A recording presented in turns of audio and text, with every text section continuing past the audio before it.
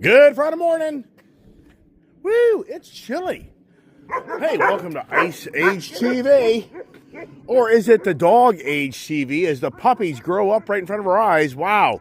Brr. The cool weather is back. And not real cold, but got my little goofy hat back on. Got my buff on. Got my little heavier Honda. I've been wearing my Honda gear all winter long. If you noticed, do I get any promotions? Do I get any paid advertising from Honda? I mean, think about me. It's incredible how much I've promoted so many products out there. Ford, Honda, Harley. Do I get anything for it? Nope. You can't tell me there's anybody, normal citizen in this country, has bought as much stuff as I have as Ford and Honda. I mean, sincerely, Harley. Come on, man. All right, let's get... And wow, it's windy. It's actually cold. I mean, it's cold. So for me, brr. All right, let's get in. Wife's already gone. Back to old days. It's back to old days, everybody. The love of the life of sitting at home is gone. All right, take a time out here. Come on there, Willie Pilly. You guys ready to go outside? Come on, you loud ones. Anybody home? Let's get out the door, puppies. Come on. Let's go. Come on, Tang Tang. Come on there. Come on, pups. Let's go. Come on. Boy, it's just Bark City, man. Bark City. Where they got for now? The bird. What is going on? Aw. So Prince just got hit.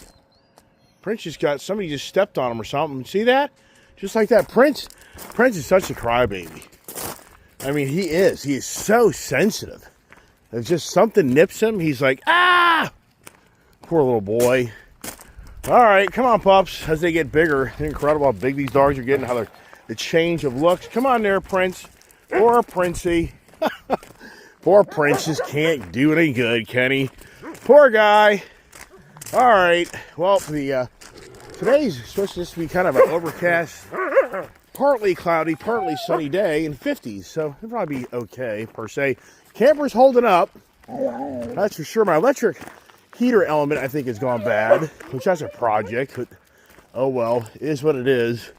All right, come on, Pops. Let's get over here. Come on, Prince. It's already back playing like that. Prince! Gypsy. That was short-lived, right?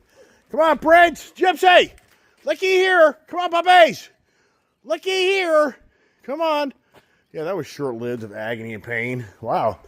Yeah, it looks like a government employee, right?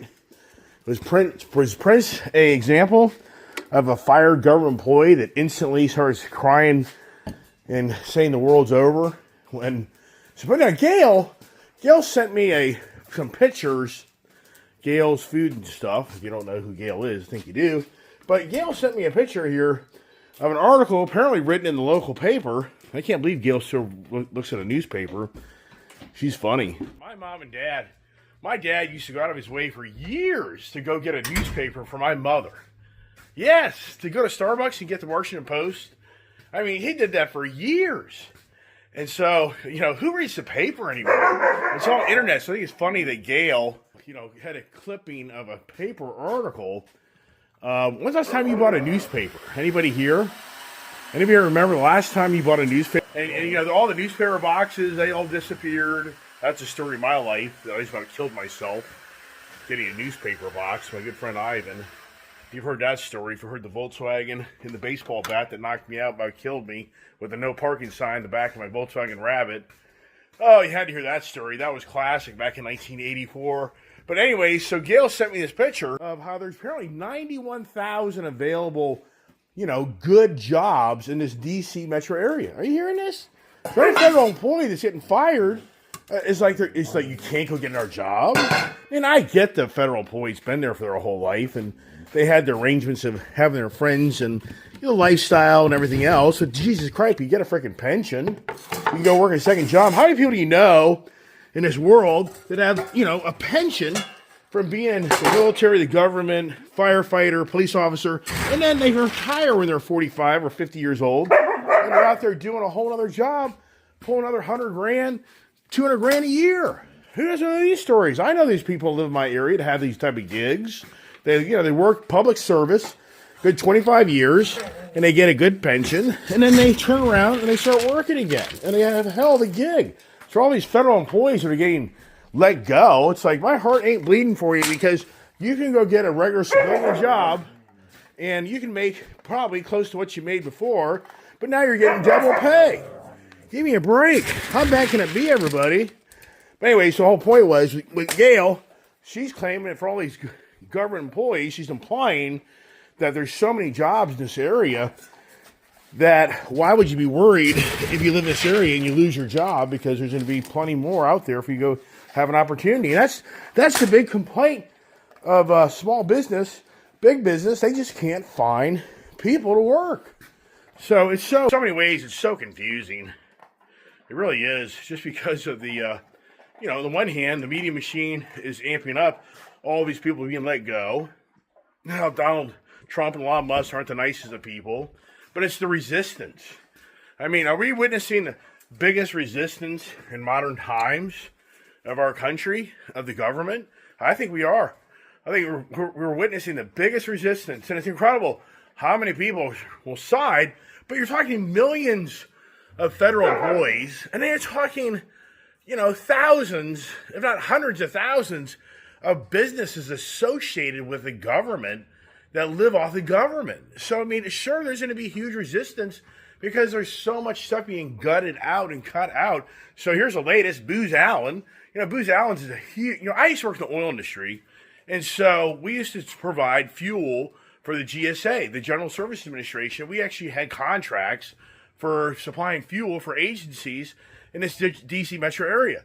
So I'm very abreast to the government contracts and all that other stuff. So Booz Allen is one of the biggest government contractors in this area, where 98% of their money comes to them through the government, through providing services of all types of, technology, mostly driven. But for Elon Musk, he's now going after the GSA to start opening the books of all these lucrative contracts in the D.C. metro area. I haven't heard the defense contractors yet. I'm waiting for that one. I've always been very critical of the defense contractors in this area, because I know for a fact so many young people that were in the military that got out, that got to understand the language and how to get involved with the government to sell defense contracts, they made bloody fortunes. I mean, I know for a fact of people after 9/11. I know for a fact of people who are just being thrown monies by the millions to try to create the security of our country.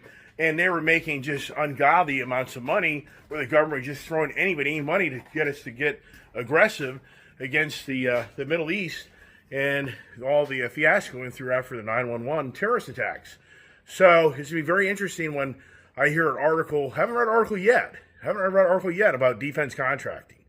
I haven't seen that. But Booz Allen and a lot of these other companies, they're going to start getting audited, and they're going to really get into the books where they really want to know what are we really paying for. So that's going to be interesting. But here's the thing for me yesterday. If you watched my channel, I took the, hey, stop it! Look at this here. Here we go. This is Prince. This is Prince and Gypsy. Stop it. Stop it. So it isn't Rebel. It's Prince and Gypsy. Jeez. Poor little Diesel boy's like, what the hell's going on, Daddy? Yeah, it's a disaster over here. So anyways, I took my truck up to the LA10, and even I question his number. He claims that I'm at 99 vehicles. I guess one day he was really slow and really went through the books and found all the cars that I've done there over the years. And you're probably now talking 10 years. That'd be my guess that I started going there. I'd say 2014, so maybe 10 plus years.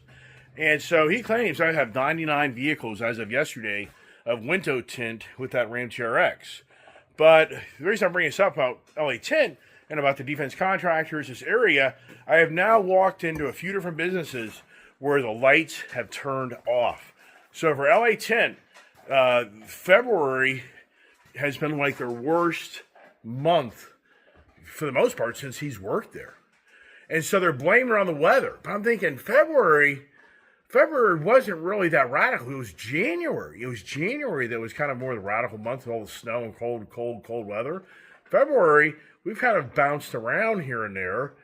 So it's interesting. I was up at the Reliable Metal up in Frederick, Maryland, and the lady works there said since December, the lights turned off. She's like, the lights turned off. We just, everybody's disappeared. But she says now it is getting busier now that the weather's kind of turning. But it's the slowest time she's ever seen working there. Wow.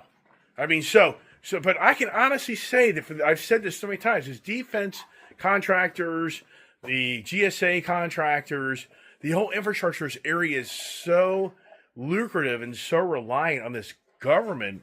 And to see what's going on with Elon Musk and Doge coming into the force, you have to honestly say that if you're a person that manages your monies, don't look at me. If you're the Dave Ramsey style listener of the world of how to manage your money and don't go broke, I don't think you're going out and buying much stuff right now if you're a federal employee, if you're a contractor for this government until the dust settles. So I'll be taken back if I go to my local Honda dealer, if I go to my local BMW, Triumph, Indian dealer. I'll be blown away if I go to my local Dodge dealership, to my local Ford dealership, and all these salespeople say, "Oh man, everything's fine. Everything's great. We're selling cars left and right. How many cars have you sold?" And that's the dirty trick. Is that the upper management will tell all the salespeople and all the people in dealerships, like, don't start running your mouth about us being slow and going through hardships, because it just opens the door for people to want to take advantage of you because they know then you're desperate to make a sale. So I guarantee you the car dealership sales guy on the surface is always saying, "Oh, we're doing fine. We're doing great. Sure. Yeah, right. Uh-huh." Does anybody remember the video of me making of the two sales guys at Dulles Dodge last year bragging about how the car industry hasn't slowed down for them? The one guy's bragging about how he just bought another house. Their sales are through the roof. He doesn't focus on other people's, things. He focuses on himself. And these guys were bragging about how much they're doing so great, but yet all the YouTubers out there last year at this time were promoting video after video of their car dealerships are suffering, and the repos are through the roof, the industry's in a shambles, blah, blah, blah, blah, all day long, every day. These guys are getting thousands, if not hundreds of thousands of hits on their channel, that people are buying into their gloom and doom, everything's over. Well, here for the record, those two guys that worked at Dulles Dodge, they're gone. In fact, the one guy, he's no longer even in the business anymore. Another guy, he's jumped from one dealership to another dealership, to another dealership, to another dealership. So, so once again, when you go to a car dealership and you ask some sales guy, how's it going? They're going to tell you instantly, it's going great. Hey, I'm doing great. It's a bunch of BS. They ain't doing great. They're sucking wind and only hoping they can make another check another day. So the point of my conversation here is, I truly think that it's really happening in this area that people are starting to say, time out. This free-for-all spending money, this guaranteed check that I've been getting for the last 20, 30 years, I'm not so sure that's going to happen anymore. Sincerely, I went to Costco yesterday. I usually go in the afternoon, but it was awful light. It was an awful light day for me. Today, if I went there today, it's Friday. Typically, everybody gets paid on Friday, so today should be a very busy day for Costco. But I don't know if you can really call Costco out for really the real, the big merchant guys. Kind of hard to see how much is real and how much is not, because those are the areas where if you have the cash flow to buy things, you're saving yourself a lot of money at the end. So does that draw more people to those facilities, or the cash flow kills it? I don't think so. Hey, an idea. You watch my LA tint. The Satin Vampire Red, Demonica Red, I think. So one of the subscribers said that he believes the last edition Ram TRX was the Demonica Red. If I'm pronouncing that right, I might be pronouncing it incorrectly. But he claims that the last Ram TRX built, the last edition, that color that I'm looking at was the available option. Damn. I really like that color. Now, for me, at this time, it isn't really the best time for me to do this, which I'm not, but it's down the road. I've talked about this many times. Now that I'm kind of stuck at not buying cars anymore, that I'm really going to keep cars, hopefully. Hopefully we can make the things work, because my industry could be affected by all this as well. People could be out less driving. People could pull back from traveling and going places. The only thing I would think in my business, the gas station business, is that there'd be more people going back and forth to work again, which would help the gas station industry. But at the same time, if it creates a panic mode, the more people get more conservative and they don't really travel as much and go on their free-for-all weekend adventures because they're wanting to save every penny they have because they don't know what lies around the corner with Elon Musk, just truly coming in with the chainsaw and just cutting up the government like never ever seen. As a resistance just doesn't want to accept all this. Here's a boy. He's going to be a big boy, isn't he? He's going to be a big, full dog, like a big bear. I guess you could call him the bear boy. But he is a little beauty. There's no doubt. He is very cute. And then the other guys, who knows where all the guys are, probably somewhere pooping or peeing somewhere in here because I'm locking them down. I'm switched over to this Starbucks coffee. And you know what? I actually do like it. And sure, it still gives my throat a little bit of irritation because when you have GERD, here's what's really interesting. The other day when they had the cabinet meeting down there in the Hill, and they had all the journalists there, and they had everybody sitting around the table, and Robert Kennedy Jr. or whatever was there present. And it's interesting how Donald Trump gave him the question about the measles outbreak in Texas. You now know anything goes on in the country now, it's through the roof of the craziness of how this new administration doesn't want to handle anything. How he just cracks me up. How many people are mouthing off. Egg pricing is the bird flu is all Donald Trump's fault. But even though it started in 2022, so it's like so under Joe Biden's regime, the bird flu came in 2022. So from 2022 to 2025. Now Donald Trump is the reason the bird flu is the problem. It's just like the vaccines. It's so ridiculous. It's so bad. But he talked, and as you know, his throat has been destroyed. So when he talks, it's hard. It's hard to really watch him because you feel so sorry for the guy that's struggling to talk. And it's something how the whole Kennedy family just jinxed. Did you know that Joseph Kennedy was over there in Britain, and he was a supporter of signing a treaty with Hitler? Did you know that? I never knew that. So Joseph Kennedy was the diplomat of our country over in Britain at the time, back in 1940s, when Britain was getting ready to being overrun by the Nazis because of the terrible France.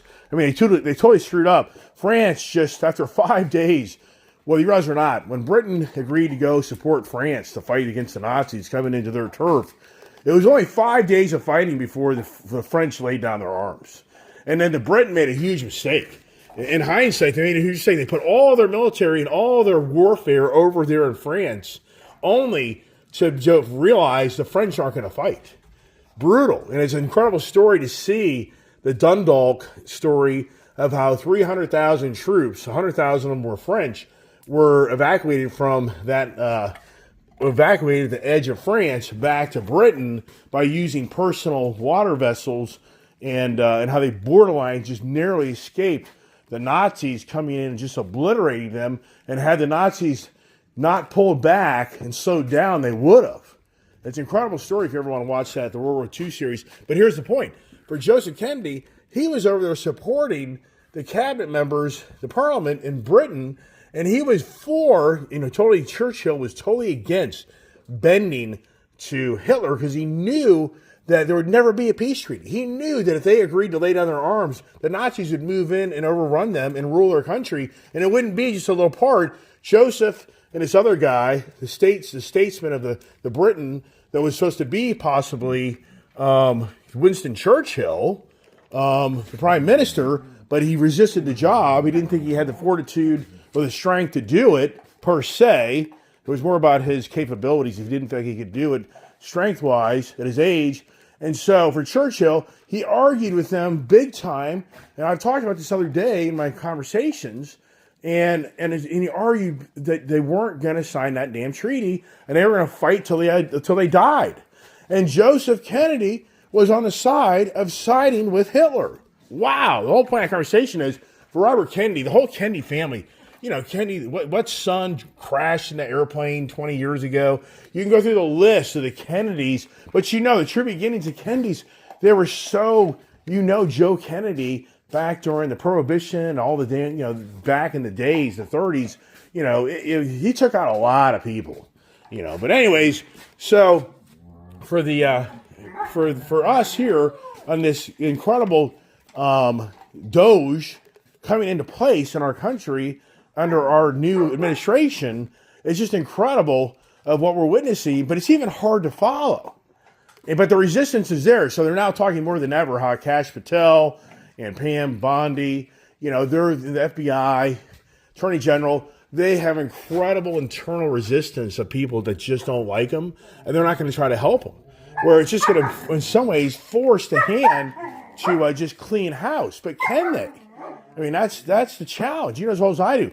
There's so many long-term people, and if you've ever had a job, you've ever gone to a new position, you've ever gone to a new business, whatever it may be, and you're the new kid on block, you are going to resist. You're going to have so much resistance from your views and ideas and values, and you're going to have to prove yourself. But the challenge is, it's only a 4-year run. It's barely a 4-year run of these new appointed cabinet members that have a chance to prove themselves, because we come to another election, and if the administration's changed, all these people are gone. So in so many ways, they maybe have 3 years at best of leverage of getting things in order to only maybe be reversed, just like what Donald Trump has done to Joe Biden. And what's happened to Obama? In social media, he used to post a lot on X. He's disappeared for the most part. What's going on with Obama? So, is he concerned that this whole, corruption of all the monies, they're all going? Then the Jeffrey Epstein files, oh my gosh, is this just never ending? Everybody's foaming at the mouth to see the Jeffrey Epstein files. What will come from it?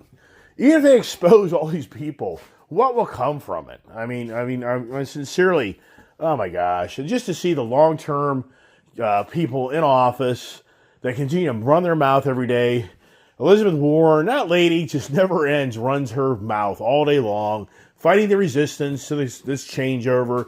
Bernie Sanders, Adam Schiff, Chuck Schumer. But it's incredible how they all have their own antics. Like Donald Trump. Everybody knows, Donald Trump has, the move the hands, move the hands type of thing, when he talks. But, you see Bernie Sanders. This is Bernie Sanders walking. Hey, and then Elizabeth Warren, she's like, I mean, they all have the same antics, and they're all going nuts because of the government's being exposed. But they're going to do everything they can to reverse that and to do whatever they can to drag this out like nothing ever seen. They're only hoping and praying that in Wisconsin, I told you this yesterday, if Wisconsin this fall, the November elections in fall, swap the seats for the Senate, oh my gosh, it's a whole new world. It's a whole new world. It means that Donald Trump's now going to be a lame duck, because if they get power of the House, it's over. It's over. And I mean, we're in such fragile times. And the story is that George Soros is spending every cent he can and doing every devious thing he can to persuade people in Wisconsin to vote Democratic to unrule the GOP party, which will just be incredible to think that for all this stuff that, hey guys, what are you doing? It's just incredible to think about what, there he goes. Look, hey, what are you doing, dude? Get out of my box. Get out of my box. So it's incredible to think about how many people are going to want to reverse the illegal immigration policies.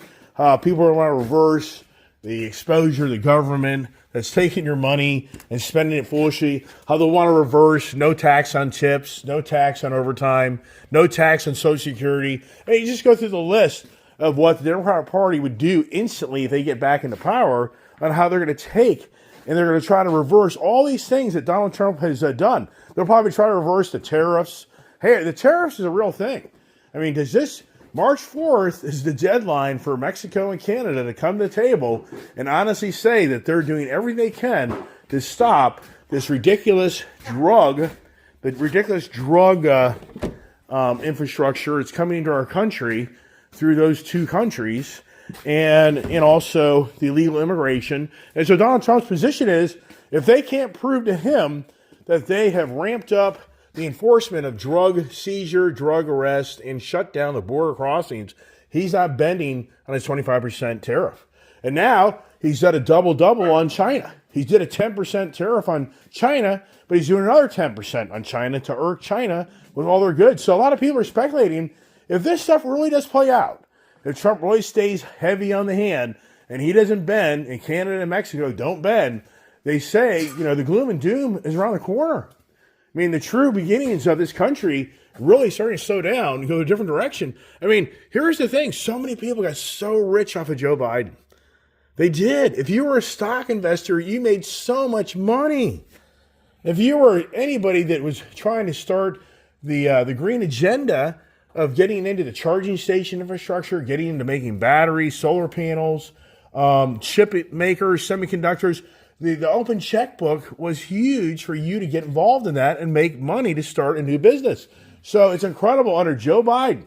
The average person's memory of Joe Biden's tenure is going to be they became very rich from Joe Biden's administration, because not only did you get rich off the stocks, your house value doubled.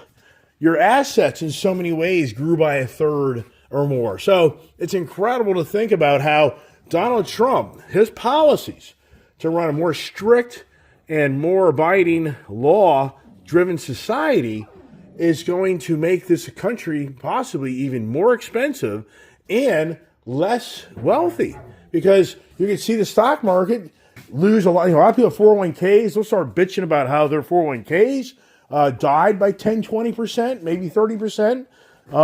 You'll talk about all the people abusing the illegals, abusing to run their farms and whatever else they may have, on how they can't find the right hired help, and they've had to hire people to pay them a lot more money to run their business, so it just drives up the prices of this and that.